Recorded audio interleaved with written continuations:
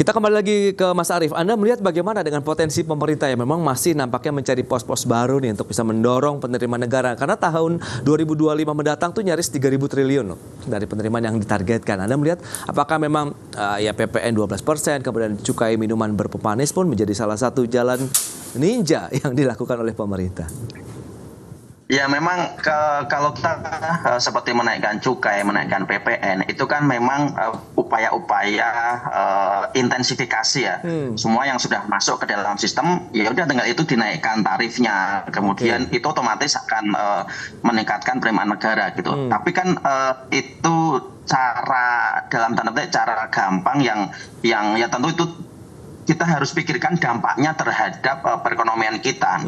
Nah, sebenarnya yang lebih penting, yang lebih utama lagi itu sebenarnya bagaimana memperluas basis pajak. Ini yang dari setiap kali kesempatan selalu kita sampaikan, kita suarakan soal perluasan basis pajak ini. Karena kalau perluasan basis pajak ini dilakukan secara optimal, tentu nanti yang akan dikenai pajak ya hanya itu saja yang sudah masuk ke dalam sistem perpajakan kita. Dan tentu ini menjadi tidak sehat. Karena apa? Akan ada yang perlakuan yang tidak sama begitu.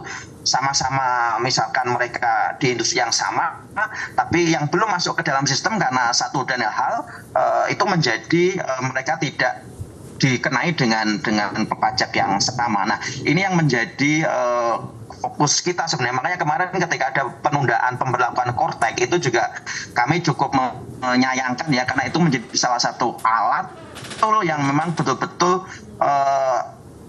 menurut kita efektif untuk bisa lebih memperluas basis pajak kita. Karena dengan begitu nanti kita tidak hanya akan mengenai itu saja untuk dinaikkan pajaknya, tapi akan lebih luas lagi orang atau industri yang berkontribusi terhadap penerimaan negara kita gitu.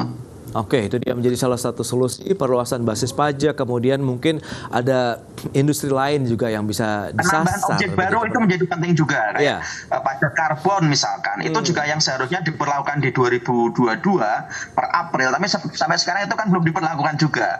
Kemudian penambahan objek baru untuk turunan nikel misalkan. Nah, ini kan juga salah satu upaya ekstensifikasi penambahan objek baru, kemudian juga tadi perluasan basis pajak untuk subjek pajak baru.